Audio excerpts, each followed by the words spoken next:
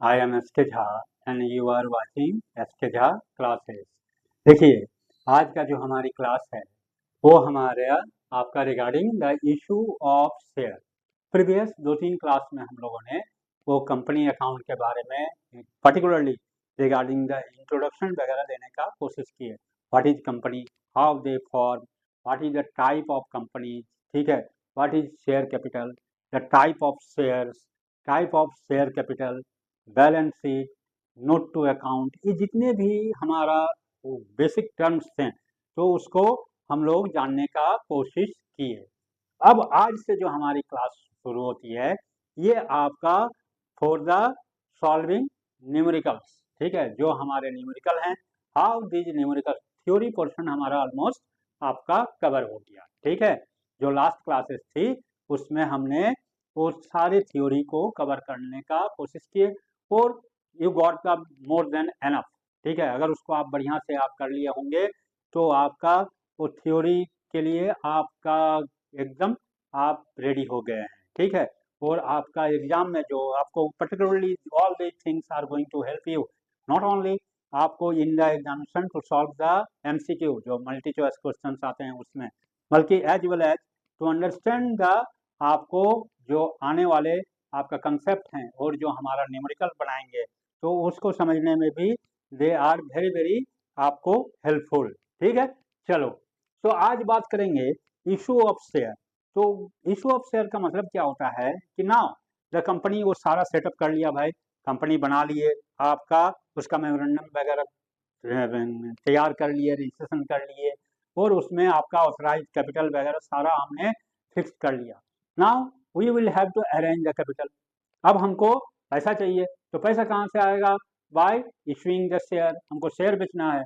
तो शेयर हम लोग खाली बोलने से तो नहीं होगा कि हमको शेयर बेचना है, तो उसको कैसे बेचें, इसका एक प्रोसेस होता है, ठीक है।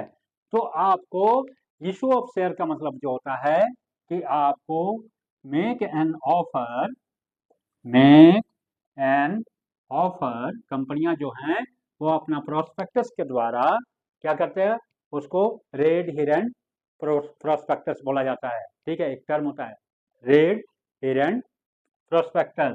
तो अपने प्रोस्पेक्टस के द्वारा वो पब्लिक को इनवाइट करती है कि फॉर सब्सक्राइब द शेयर्स, उस शेयर जो कंपनी इशू कर रही है उसके सब्सक्रिप्शन के लिए। जैसे आपको उसको क्या हो गया, make an offer to the public, public for subscribe the company's share, company का शेयर को सब्सक्राइब करने के लिए, सब्सक्राइब मतलब खरीदना होता है, ठीक है। लेकिन यहाँ पर जैसे हम आपको रिक्वेस्ट करते हैं कि भाई आप सब्सक्राइब कर लो ताकि हर क्लास का जैसे ही अपलोड हो आपको नोटिफिकेशन मिल जाए, तो सब्सक्रिप्शन अलग होता है, ठीक है। तो यहाँ पर आपका this is called the issue of share. Clear, समझ में आ गया कि कंपनियां अब आपको पब्लिक के पास गई कि उसमें तो पब्लिक के पास गई, क्या कहाँ जाएगी, तो वो स्टॉक एक्सचेंज में, वहाँ पर आपका वो एडवर्टाइजिंग के द्वारा प्रोस्पेक्टस आपको पब्लिश करती है ताकि लोग उसको पढ़ के समझकर वो कंपनी का शेयर खरीदने के लिए वो आपको इनिशिएट करे, उसमें करे, ठीक है। तो देखो, जब कोई कंपनी फर्स्ट टाइम अपना शेयर बेचना चाहती है या बेचने जाती है तो दिस इज कॉल्ड आईपीओ, नाम आप लोग सुने होंगे, ठीक है। इसका पूरा फॉर्म जो होता है इट इज कॉल्ड तुम्हारा initial public offer, initial public offer. आपका जब कोई कंपनी फर्स्ट टाइम आपको, when a company first time going to आपको sell its share, this is called आपको आईपीओ, ठीक है। When a company first time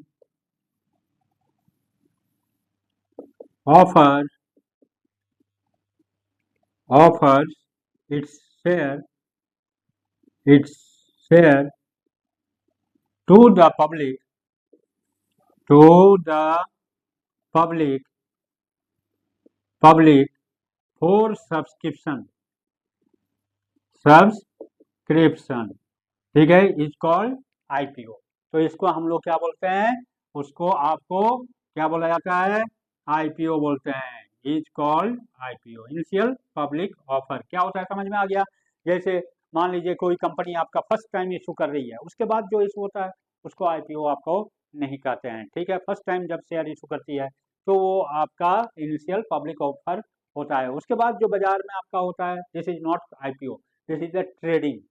वो आपको शेयर मार्केट में फिर मान लीजिए आपके पास किसी कंपनी का, सपोज दैट कि रिलायंस का 5 शेयर है। अब भाई हमको आज मन हुआ कि हमको उसमें से 2 शेयर हमको खरीदना है, तो कहाँ मिलेगा। अब कंपनी तो ऑफर नहीं लगी है, उनका आईपीओ तो खत्म हो गया है, ठीक है। तो वो कंपनी तो शेयर बेच नहीं रही है, लेकिन हमको तो शेयर चाहिए। तो क्या करना पड़ेगा, then I will have to go to the share market. Share market में जाकर हमको जिनके पास है वहाँ से हमको शेयर परचेज करना पड़ता है। जैसे मान लीजिए आपके पास रिलायंस कंपनी का 10 शेयर है और आपको जरूरत है पैसे का और हमको जरूरत है शेयर का, तो आप बेचना चाहेंगे और हम खरीदना चाहेंगे, बस काम हो गया, ठीक है। हम 2 शेयर आपसे खरीद लिए या 5 शेयर आपसे खरीद लिए और आपका शेयर भी बिक गया। समझ में आ गया। तो this is the difference between IPO and trading. Clear. अब जो होता है क्या कि जो कंपनी आपका ये आईपीओ या अपना शेयर बाजार में आपका बेचने के लिए आती है, तो क्या उसका सारा शेयर बिक जाता है। कभी कभी आपका बिक जाता है, कभी कभी ज्यादा भी आपको उसके लिए डिमांड आपका ज्यादा हो जाता है, कभी कभी आपका नहीं भी बिकता है, ठीक है। तो मान लीजिए कि हमारा सारा शेयर हमको नहीं बिका, तो फिर क्या होगा भाई, क्या जितना बिका उतना पैसा हम रख लें, या क्या उसका हमको क्या उसका रूल रेगुलेशन है, उसके का हम क्या करेंगे। तो देखो यहाँ पर एक सेबी का गाइडलाइन आता है रिगार्डिंग द उस मिनिमम सब्सक्रिप्शन, इसको हम लोग क्या बोलते हैं, मिनिमम सब्सक्रिप्शन, ठीक है। कि कोई आपका जो शेयर है वो आपको, वो शेयर आपका इशू तभी माना जाएगा जब उसका एक certain number must be subscribe.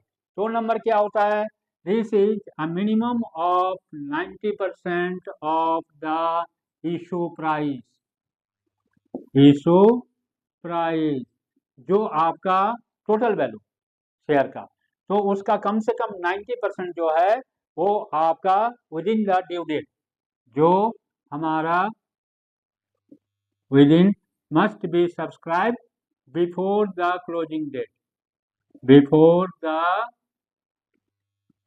Closing date of issue, ठीक है, डेट ऑफ इशू। उस क्लोजिंग डेट के पहले पहले हमारा क्या होना चाहिए कि 90% हमारा शेयर बिक जाना चाहिए। मान लो एक एग्जांपल हम लोग यहाँ पर उसके साथ समझते हैं तो इट इज बेटर। मान लीजिए कि हम इस इंस्टीट्यूट का आपका शेयर बाजार में बेचना चाहते हैं और हम आपको 100 शेयर 100 नंबर ऑफ शेयर लेके हम मार्केट पहुंच आपका ऑफर किए पब्लिक को कि भाई ये हमारा 100 शेयर हम बेचना चाहते हैं। प्राइस इसका भी हम नहीं लिखेंगे, उसका बाद में फिर। तो 100 नंबर ऑफ शेयर हमने इसको बेचना चाहते हैं, ठीक है। और सपोज दैट कि आज हम इशू कर रहे हैं, तो आज कितना हो गया, आज आपका 2 तारीख हो गया, तो इसका आपका क्या हो जाएगा, ये कब तक हमारा चलेगा, ये 2 से मान लीजिए कि 10 दिन के अंदर अंदर, तो 2 से लेके ये 12/8, ठीक है, कि अगले 10 दिन में हम पब्लिक को इनवाइट किए कि भाई जिसको लेना है वो आपका ले जाओ। देखो जैसे आप लोग 12th क्लास का फॉर्म भरेंगे, ठीक है, तो उसका भी एक ड्यू डेट होता है ना। अभी आपका अक्टूबर से स्टार्ट हो जाएगा फॉर्म भरना, तो उसका एक सर्टेन डेट होता है, you must have to fill up the form within these date, मतलब या तो उस दिन तक नहीं तो उससे पहले आप उसको भर लीजिए। Similar thing happen in the case of issue of share, वो अनलिमिटेड पीरियड के लिए नहीं होता है, उसका एक सर्टेन फिक्स्ड टाइम होता है, तो उसके अंदर 10 दिन भी हो सकता है, 15 दिन भी हो सकता है, 5 दिन भी हो सकता है, ठीक है। चलिए अब मान लो कि मेरा ये 100 शेयर जो है वो नहीं बिका। जैसे आपको लास्ट क्लास में हमने एग्जांपल दिया था कि एक किसान जो है वो गोभी लेके आपका बाजार जाता है, ठीक है।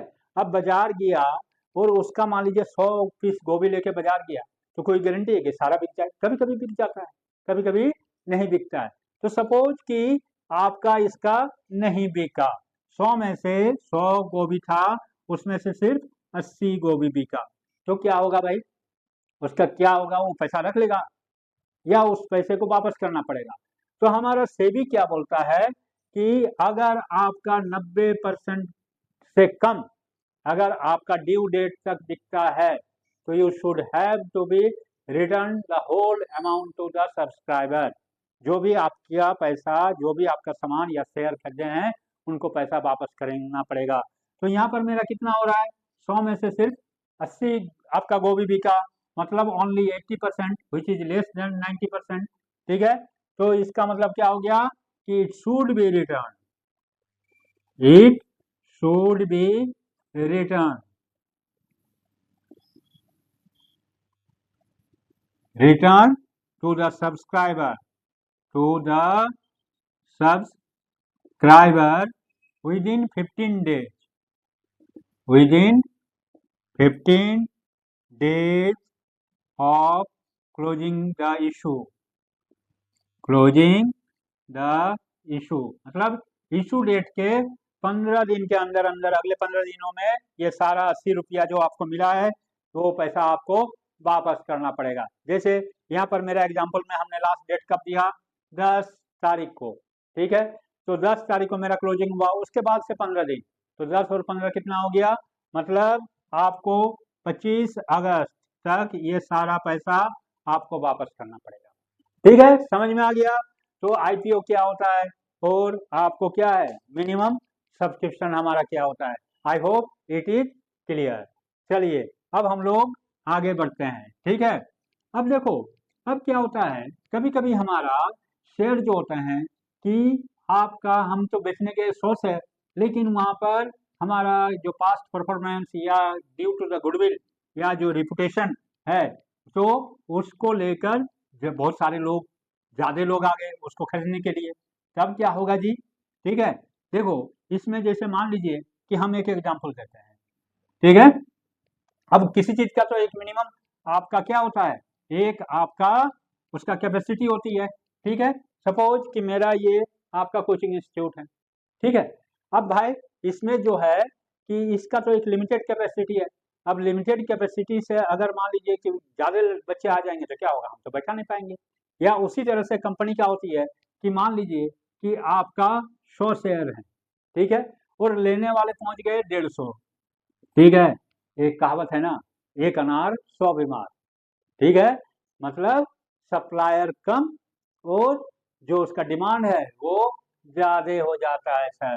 ठीक है, तो इसमें एक सिंपल इकोनॉमिक थ्योरी है कि आप लोग 11 क्लास का आपका लॉ ऑफ डिमांड में पढ़े हैं कि आपको higher the demand higher the price, तो क्या हो जाएगा, ये आपका प्राइस हाई हो जाएगा सर। ठीक है, और ये जो सिचुएशन कहलाता है, ये एक अनार 100 बीमार वाला, this is called over subscription.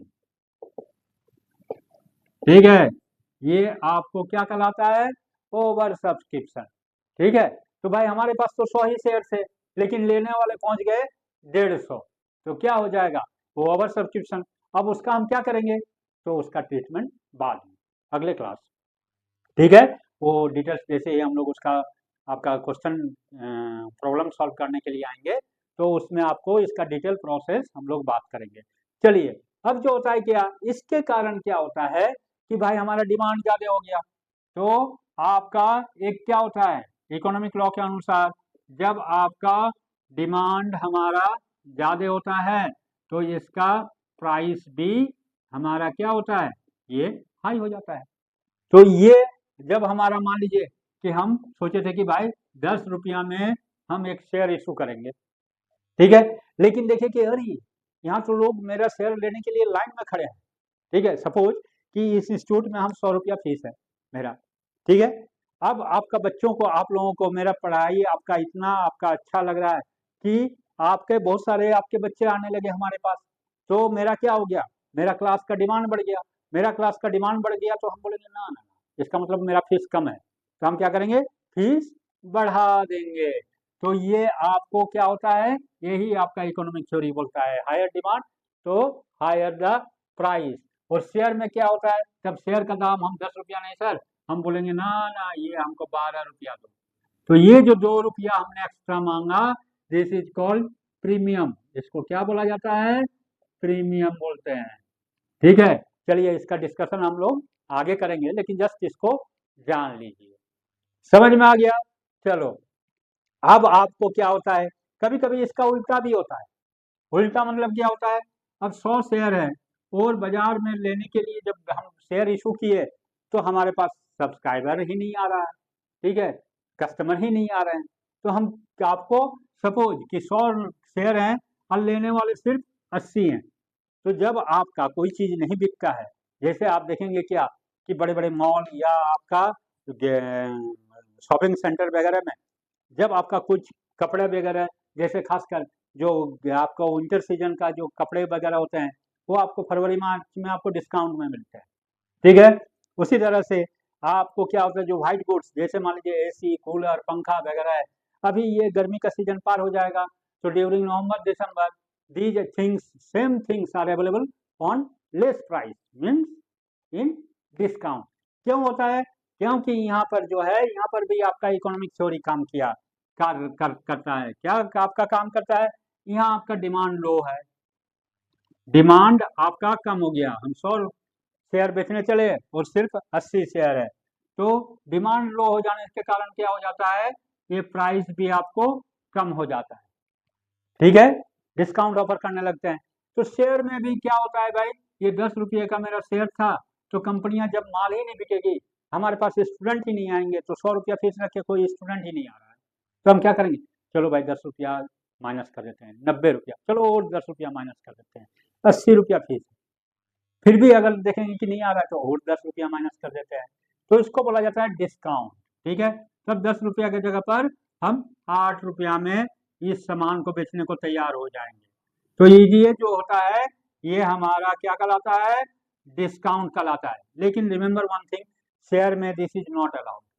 आगे हम लोग डिटेल्स डिस्कस करेंगे, ये आपको शेयर में डिस्काउंट अलाउ नहीं है। समझ में आ गया? तो और इसका आपका इशू ऑफ शेयर में इसको क्या बोला जाता है, ये हम लोग बोलते हैं अंडर सब्सक्रिप्शन। इसको क्या बोलते हैं, अंडर सब्सक्रिप्शन।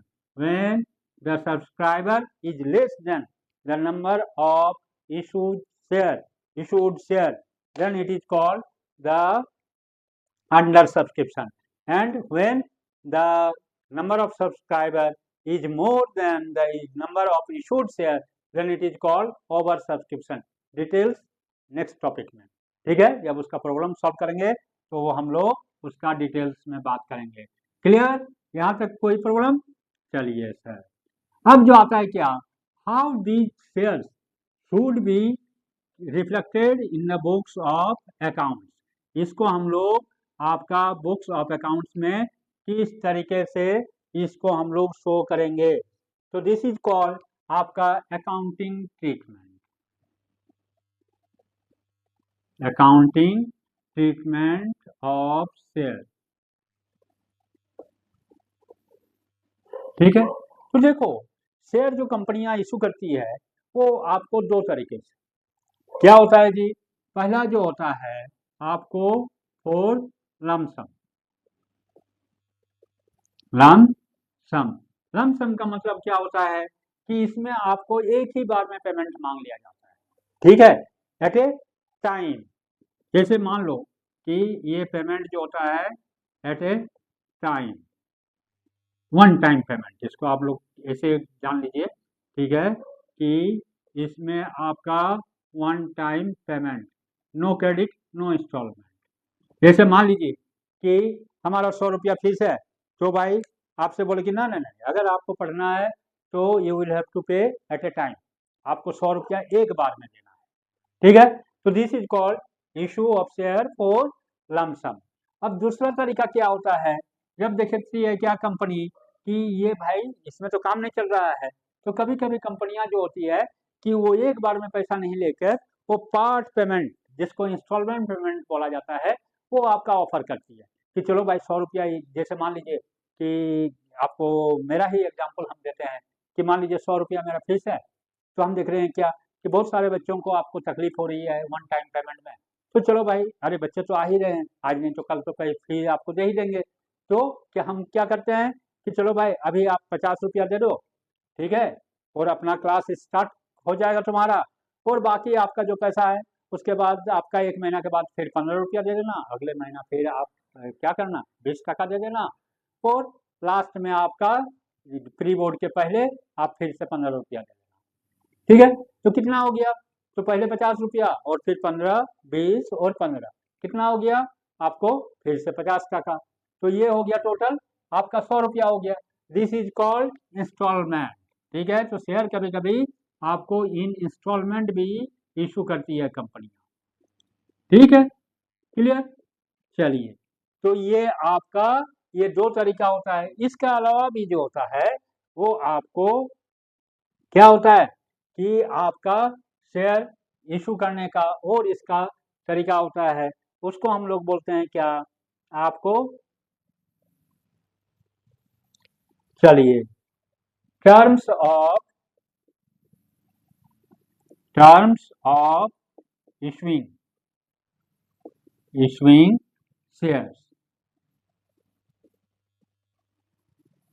टर्म्स मतलब आपको कि किस ढंग से आपका हम शेयर को इशू किया जाए। ठीक है, तो इशू जो शेयर आपको होता है इसमें, और इसको आने के पहले, टर्म को आने के पहले आपका यहाँ पर और एक चीज होता है, a share can be issued, ठीक है, फॉर कैश, ठीक है, कि भाई हम शेयर बेच रहे हैं तो हमको पैसा चाहिए। ठीक है, या आपको क्या बोलता है, for consideration other than cash, for consideration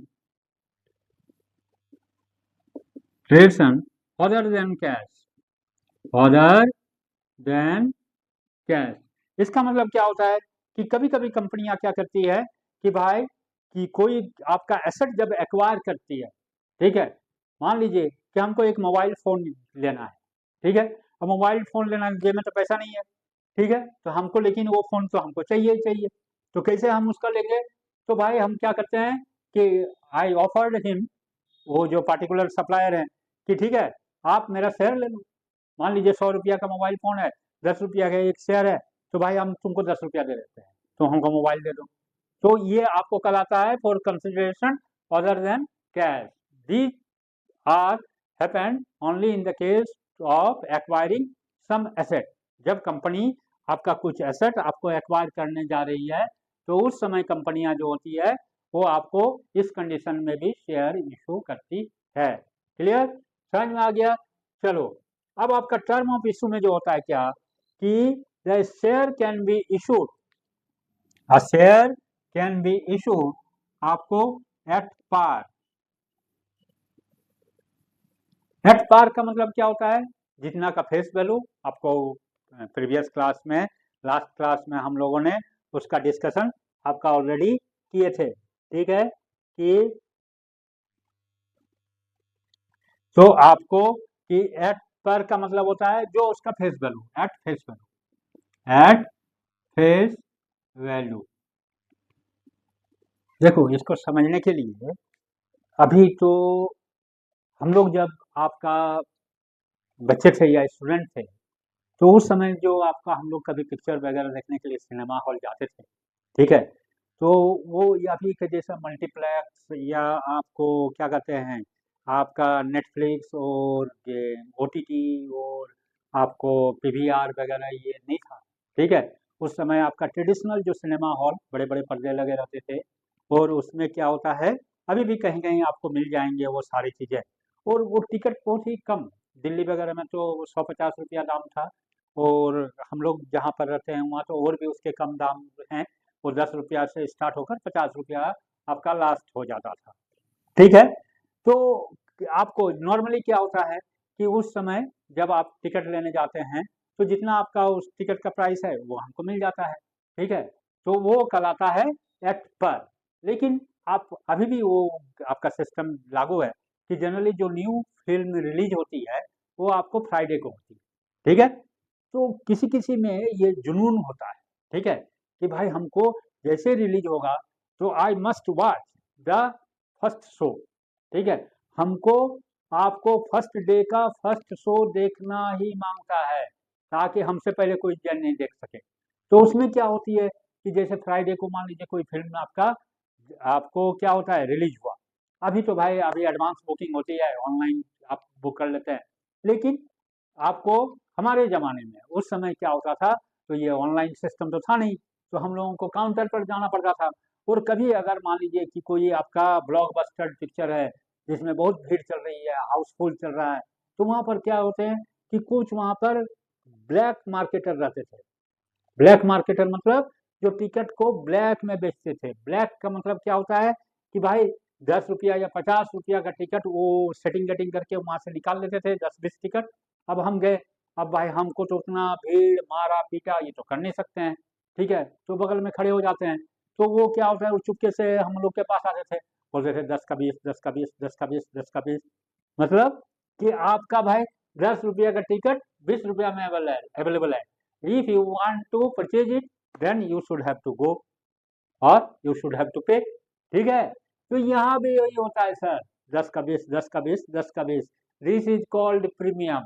तो जब आपको पहले बताए, इससे जस्ट आपका अभी कि जब डिमांड कंपनी का हाई हो जाता है तो प्राइस हाई हो जाती है, तो आपका कंपनी उसको क्या करती है कि इशू एट प्रीमियम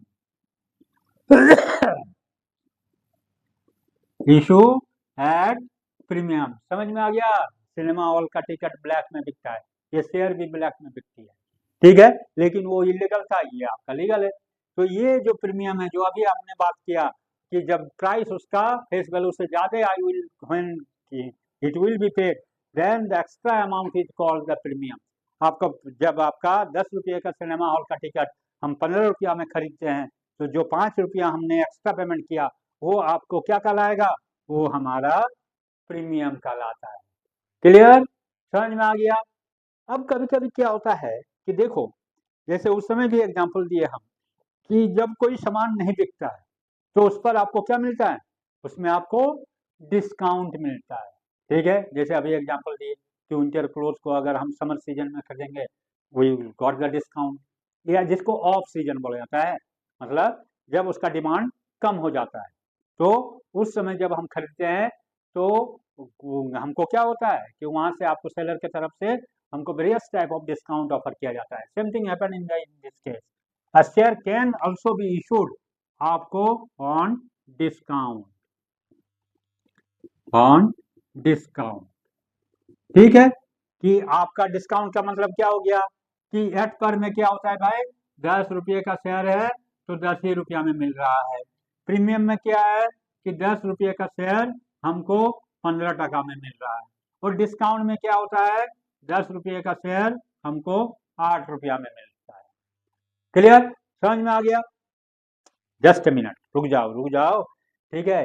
लेकिन as per the company act 2013, ठीक है, आपका according to the company act 2013, no company are permitted to issue share at discount, ये आपको डज नॉट अलाउ, ठीक है।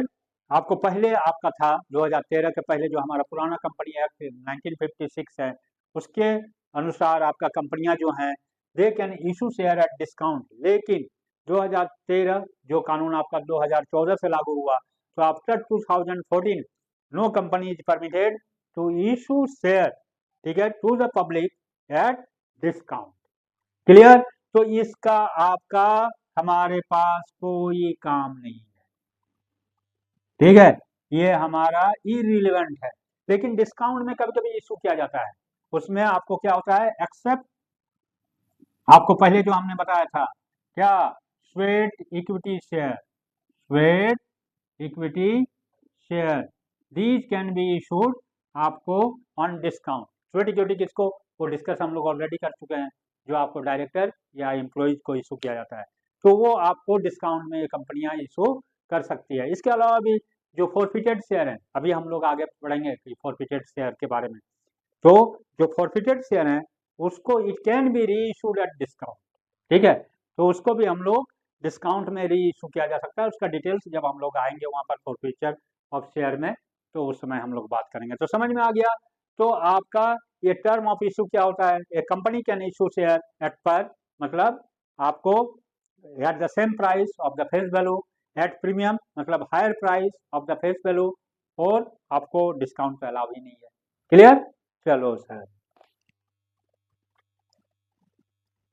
समझ में आ गया। आई होप दैट कि इसमें आपको कोई प्रॉब्लम नहीं होना चाहिए। अब देखो, अब आपको ये सारी चीजें जो हैं इसको थोड़ा ध्यान से आप लोग नोट डाउन भी करते चले जाइए, ठीक है?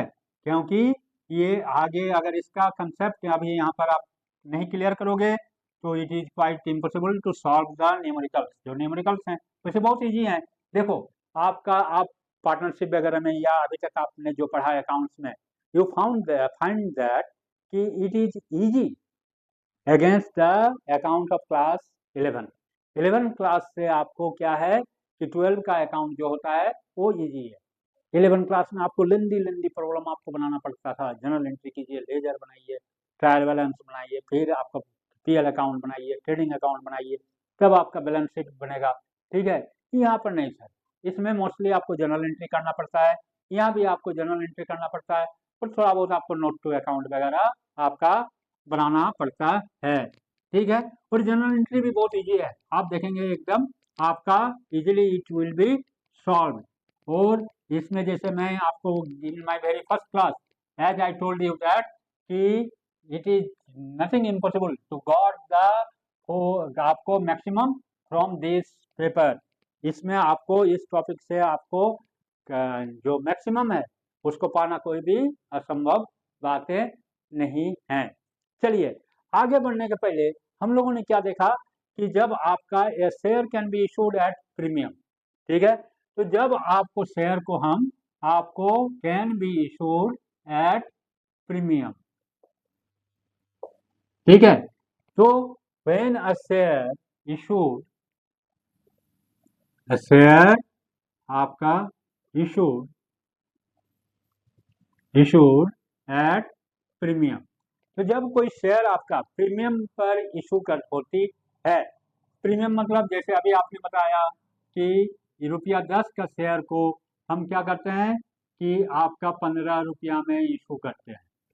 ठीक है, हम 15 रुपया में जब इस शेयर को हम इशू करते हैं तो वो हमारा क्या कहलाता है, ये जो 5 रुपया एक्स्ट्रा अमाउंट है, दिस इज आपको called ₹5 is called the premium, ये आपका प्रीमियम कहलाता है। ठीक है, इसको अकाउंट के लैंग्वेज में इसको क्या बोला जाता है, this is called security premium, security premium reserve. ध्यान से देखना, ठीक है, और इसको नोट डाउन करने का भी कोशिश कीजिएगा, इस पर आपका क्वेश्चन भी आपका बनते हैं।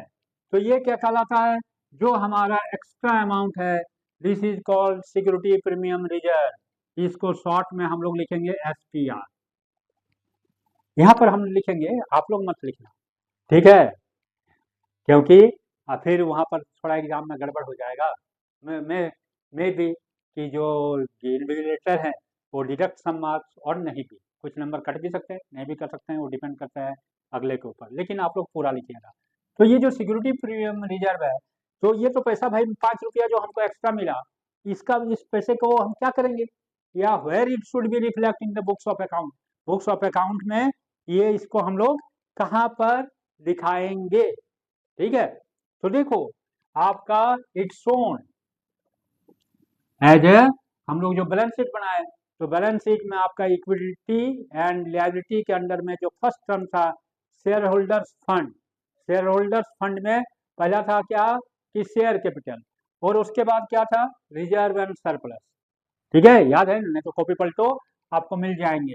तो the SPR security premium reserve must be reflected in the reserve and surplus heading,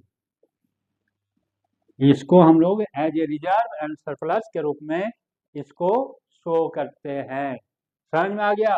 तो सिक्योरिटी प्रीमियम मेरा कहाँ जाएगा, it is transferred to reserve and surplus account. Surplus account. ठीक है, अब भाई हमने उसको तो ट्रांसफर तो हमने कर दिया, ठीक है, ये सिक्योरिटी प्रीमियम को तो हमने तुम्हारा क्या किया, इसको तो ट्रांसफर कर दिया। अब इसका करेंगे क्या, तो चलिए भाई, ये तो एक्स्ट्रा पैसा है, हमने 10 रुपया का शेयर आपका 15 में बेचा, तो ये हमारे लिए क्या हो गया, ये तो एक्स्ट्रा पैसा। अब इसका हम कहीं भी यूज कर सकते हैं, नहीं sir, it can not be use for any purposes. आपको उसमें कंपनी एक्ट और सेबी का गाइडलाइन है कि the security premium reserve amount जो आपको है, it should B use only for the certain cases, जो आपका कुछ आपका इसका केस है वहीं पर सिर्फ इसका यूज किया जा सकता है। ठीक है, जैसे कहाँ कहाँ इसका यूज होगा आपको, तो आपका यहाँ हम लोग लिखते हैं यूजेज ऑफ एसपीआर। ठीक है, ध्यान से देखो कि ये जो पैसा हमको 5 रुपया एक्स्ट्रा मिला, तो इसको हम मन मर्जी से आपका इस्तेमाल नहीं कर सकते हैं, इसमें सेबी का आपका प्रोविजन है, सेबी का गाइडलाइन है, उसके अनुसार ही हमको यूज करना पड़ेगा। कहाँ यूज होगा, सबसे पहले जैसे हमने टाइप ऑफ शेयर में एक शेयर पढ़ाए थे, देखिए आपको बताए थे ना कि वो आपको वो अकॉर्डिंग टू योर सिलेबस सिर्फ 2 ही तरह के आपको शेयर है, preference equity share and preference share, और आपका मैक्सिमम टीचर लोग यही 2 तरह के पढ़ाते हैं। लेकिन हमने आपको बताया था there are 4 type of share, उसमें से एक था बोनस शेयर। तो ये जो आपका सिक्योरिटी प्रीमियम रिजर्व का पैसा है, it is use to to issue bonus share. क्या होता है, वो फ्री ऑफ कॉस्ट में इशू किया जाता है, आपको उस क्लास में डिटेल्स में हम लोग बात कर चुके हैं। टू इशू आपका फुल्ली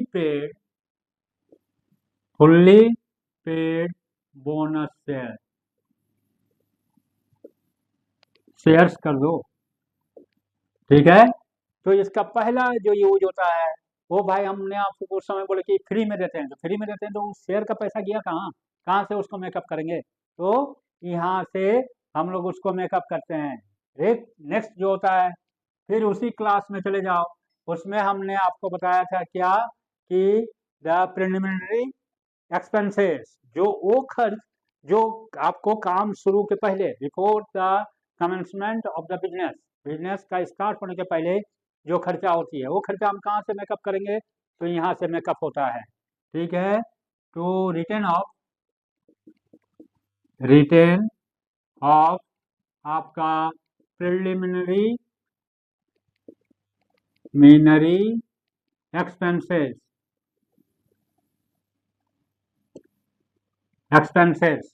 ठीक है, नेक्स्ट जो होता है आपका, चलिए आपको नंबर 3 उसमें एक और बताए थे कि equity share can not be redeem, ठीक है, but company can make a buy back. जब सिक्योरिटी प्रीमियम रिजर्व में आपको रिजर्व एंड सरप्लस का पैसा बहुत ज़्यादा हो जाता है, तो कंपनियां अपना ही शेयर खुद आपको वापस मार्केट से परचेज कर लेती है। ठीक है, तो इसको बोला जाता है to make an offer of buy back of its own share. ठीक है, अपने ही शेयर को वापस खरीदने के लिए कंपनियां इस पैसे का यूज करती है। फोर एंड लास्ट, ये जो होता है आपका टू आपका writing of the premium paid in redemption of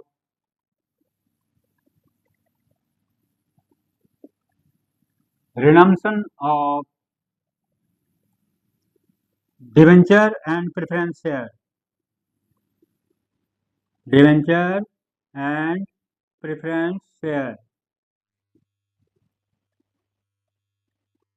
देखो डिवेंचर क्या है, इसका अगला चैप्टर आपका जो शेयर के बाद आपको क्या है, डिवेंचर आप लोगों को पढ़ना है, इशू ऑफ डिवेंचर।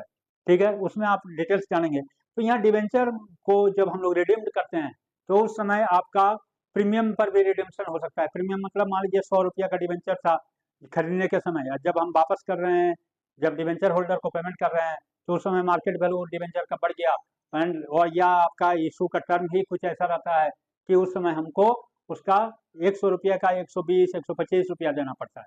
ये जो 25 रुपया हमने एक्स्ट्रा दिया वो हमारा प्रीमियम कहलाता है, premium on redemption. The same case can be happen in the case of preference share, क्योंकि प्रेफरेंस शेयर का भी एक फिक्स्ड मैच्योरिटी डेट होता है 20 या 30 साल, हम लोग लास्ट क्लास में पढ़ चुके हैं। तो उस समय भी उसका भी अगर कंडीशन कुछ ऐसा है तो वो पैसा हम लोग कहाँ से आएगा, तो ये जो सिक्योरिटी प्रीमियम या रिजर्व एंड सरप्लस में जो पैसा मेरा पड़ा हुआ है उस पैसे को यहाँ पर यूज किया जा सकता है। क्लियर, समझ में आ गया? तो चलो भाई, ये हमारा हो गया कुछ term and condition of issuing the share. Clear, चलिए तो आज का क्लास हम लोग इतना ही रखेंगे और जो आपका नेक्स्ट क्लास है, नेक्स्ट क्लास में हम लोग आपका इसका जर्नल एंट्री करने का कोशिश करेंगे। ठीक है, क्लियर, ओके। और लेकिन एक और बात हम बताना चाहेंगे कि इसको आपको सब्सक्राइब जरूर कर लो, क्योंकि फिर आपको सर्च करने का जरूरत नहीं पड़ेगा। जैसे जैसे हमारी क्लासेस आपका अपलोड होती जाएगी यू विल गॉट द आपका नोटिफिकेशन ऑटोमेटिकली। ठीक है, okay, thank you very much for attending the class, good bye.